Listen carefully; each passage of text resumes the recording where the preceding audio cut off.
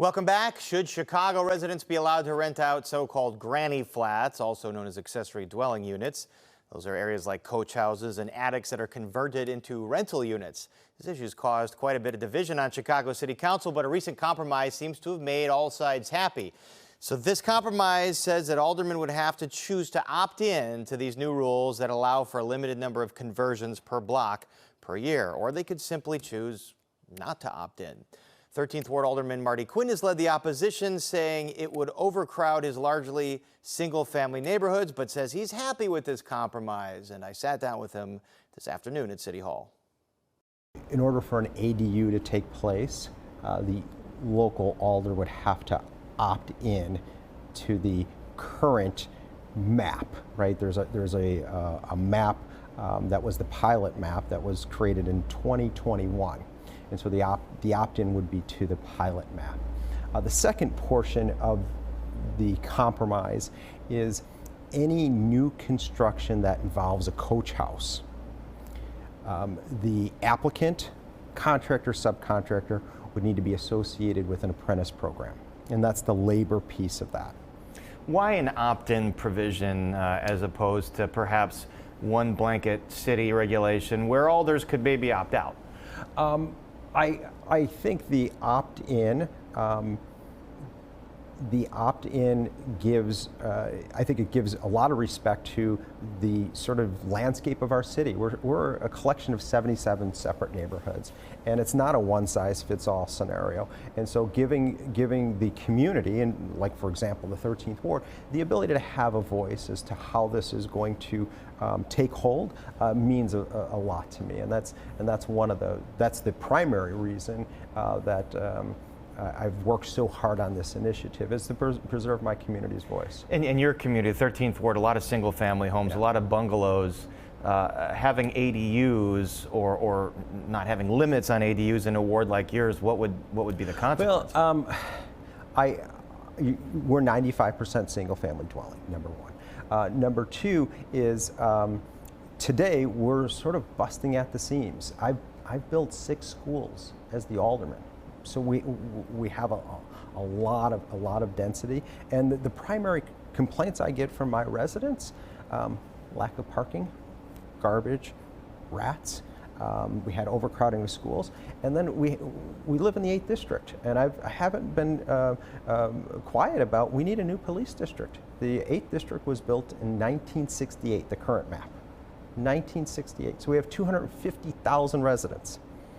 Our officer per 10,000 ratio is 9. It's the worst in the city. And so all of those factors, plus the ability for the community to have a front row seat in this conversation, is why I've worked so hard on the ADU initiative. Tell me about the labor provision. Why was that put in there? The labor provision was put in there because ADUs isn't just limited to the city of Chicago. We are talking about an issue that is on the national front. They're talking about a bill in Congress. California is going through this issue. And so the idea that the city of Chicago is this great labor town, and to leave labor on the curb and not putting them in to a prospective brand new construction market didn't make any sense to me. And so I represent scores of tradesmen, and preserving their right to have opportunities is one of my North Stars always. And then when you think about the city of Chicago, the fastest way to the middle class is to get into a trade. I've made this comment during our budget making process relative to changing out the lead lines. We have over 400,000 homes we have to change out. This is a tremendous opportunity to get our kids into these trades and to do that work. That's career-long work that needs to get performed. And the provision would basically be like any contracting would have to go to organized labor? What the provision says is that if you're the applicant or the contractor, subcontractor, you would need to be associated with an apprentice program. And the idea is to try to grow our apprentice programs. We celebrate the labor apprentice program here in the city of Chicago, where there's 65 junior laborers today. that have a direct pipeline to the middle class. We need to do more of that, and we have to be intentional about it. And so this is to build on our apprentice programs and to protect that label that we so often proudly display of Chicago being a great union town. You can't be a great union town if you leave organized labor on the curb when you're talking about a new construction market. Do you believe these compromises give you more than enough votes to pass? I have to offer congratulations to Alderman Lawson and a thank you. We've been working together on this for the past week or so in putting together the roll call. So this compromise with Alderman Lawson hopefully will put a good number of votes on the board tomorrow.